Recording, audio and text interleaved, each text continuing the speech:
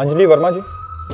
भगवती महाराज जी, गुरुदेव भगवान कृपा करके महाराज जी बताइए कि किसी साध्वी और ब्रह्मचारिणी का जीवन किस प्रकार होना चाहिए, उनकी क्या दिनचर्या होनी चाहिए, उन्हें किन किन बातों का ख्याल रखना चाहिए जिससे वो गलती करने से बच सके। सबसे पहली बात है कि उसको भगवान का निरंतर स्मरण करना चाहिए। अब साधारण जो दिनचर्या है, 2 बजे रात्रि के उठ जाना चाहिए, 9 या 10 बजे के बीच में सो जाना चाहिए। अगर 10 बजे सो गए तो 11, 12, 1, 2, 4 घंटा हुए। अगर 9 बजे सो गए तो 5 घंटा हुए।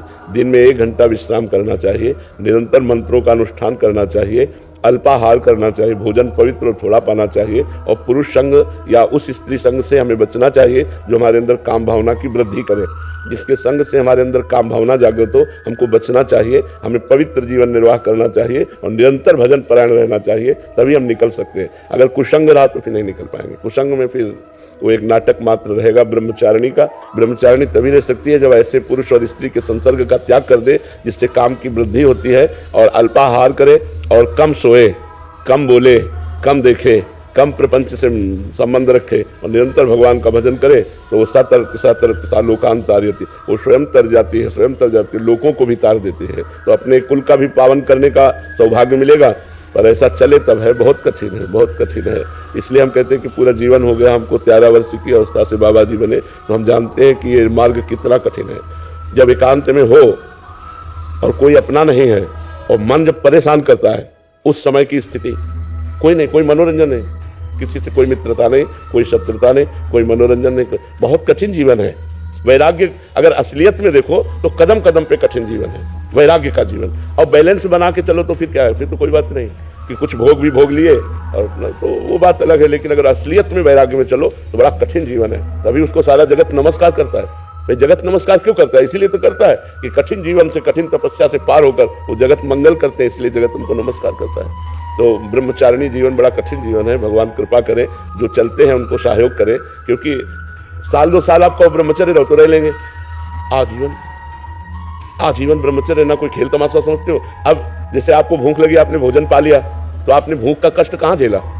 जब भूख लगे और भोजन ना पाओ और भोजन सामने हो, तब आपको पता चलेगा कि भूख का क्या कष्ट होता है। ऐसे अपने लोगों को पूरा जीवन इस बात का, लेकिन उस सब चाहतों को काट कर केवल भगवान के लिए चलना, असलियत में बैलेंस बना के चलना, वो एक अलग पाखंड है, वो तो फिर नाटक है, कुछ भी करो। लेकिन असलियत में चलना बहुत कठिन कार्य है। असलियत में बहुत कठिन कार्य है, ये बहुत कठिन कार्य है। भगवान रक्षा करे जो जो इस मार्ग में आए हैं और भगवान सहयोग करते हैं, तभी निकल पाता नहीं। बहुत कठिन मार्ग है। पूर्व जन्मों के संस्कारों से प्रेरित होकर वो भोग के लिए आकर्षण, अब उस जलन को सहना, तभी तो महात्मा कहा जाता है।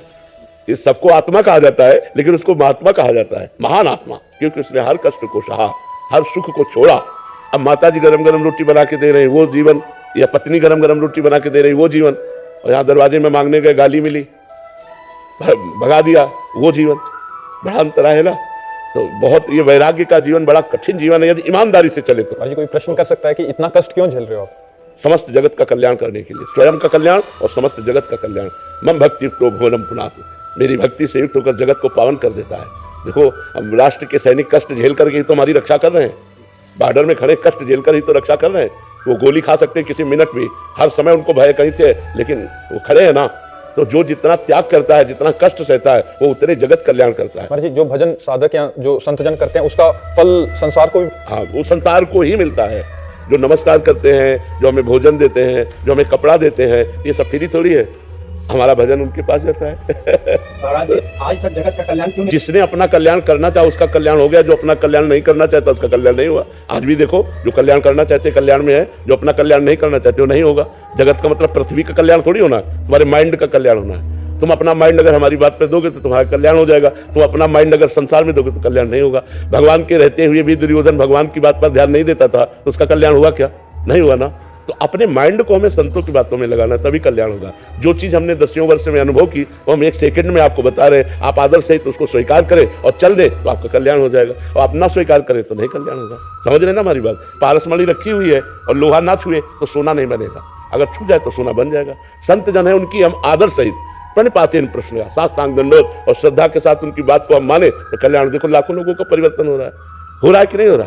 समाज का अपने परिवर्तन हो रहा है। तो जो बात मान रहे हैं उनका परिवर्तन हो रहा है। जो नहीं मान रहे उनका परिवर्तन नहीं हो रहा। ऐसे ही भगवान के अवतार के समय था, जो भगवान की बात मानते थे, भगवान को भगवान मानते थे, उनका कल्याण हो गया, और जो भगवान को भगवान नहीं माने उनका कल्याण नहीं हुआ।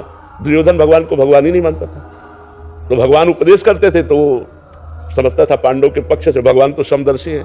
संधि कराने भी गए, दुर्योधन ने बंदी बनाने की कोशिश की भगवान को, तो भगवान ने विराट रूप दिखाया कि तू क्या बंदी बना सकता है मेरे को। तो ये बात है, अगर आप सुधरना चाहें तो संतों के पास भी रहकर आप सुधर नहीं सकते। आप सुधरना चाहें तो लाखों कोस दूर से संत की बात सुनकर आप अपना कल्याण कर सकते हैं। तो बात हमारी सुधरने की है, हम पर भगवत कृपा है, हम पर संत कृपा है, लेकिन हम पर हमारी कृपा नहीं है। हम अपने को गलत मार्ग में लगा रहे हैं, तो फिर कैसे कल्याण होगा बच्चा? समझ आए आपकी बात? हमारी इच्छा बीच में आ रही है। हाँ, इस इच्छा का त्याग करके हमें संत की आज्ञा पर चलना होगा। बिना अपने को ऐसे थोड़ी हो जाता है कल्याण। संत गुरुदेव की शरण में जाकर उनकी आज्ञा के अनुसार साधना करनी होती है। तो साधना क्या है ये गुरु बताएंगे, चलना कैसे ये गुरु बताएंगे, चलाना कैसे ये गुरु सामर्थ्य देंगे, लेकिन चलना आपको होगा। जैसे हमने रसोई बना के दे दी तो खाना तो आपको होगा, अगर आप ना खाएं तो रसोई बाहर रखी रहेगी, आपका पेट भूखा रहेगा। इसी प्रकार साधन धाम मोक्ष कर द्वारा, पाई न जे परलोक संभारा, सो परत दुख पावई, सिर धुनि धुनि पछताए, काल ही कर्म ईश्वर मिथ्या दोष लगाए। काल कर्म और ईश्वर को झूठा दोष लगाकर वो प्रमाद स्थिति में मनमानी आचरण करके, तो ये भगवान की इच्छा नहीं, आपकी वासना है। तभी तो कहते बड़ा कठिन है, क्योंकि वासना का त्याग करके, कामना का त्याग करके भगवान के मार्ग में चलना। भगवान दिखाई नहीं देते और भोग सामने दिखाई देता है, और उसमें सुखाए रही, भोगते भोगते जीवन व्यतीत हो गया, फिर भी वही भोग वासना की लालसा लगी। समझ पे बच्चा?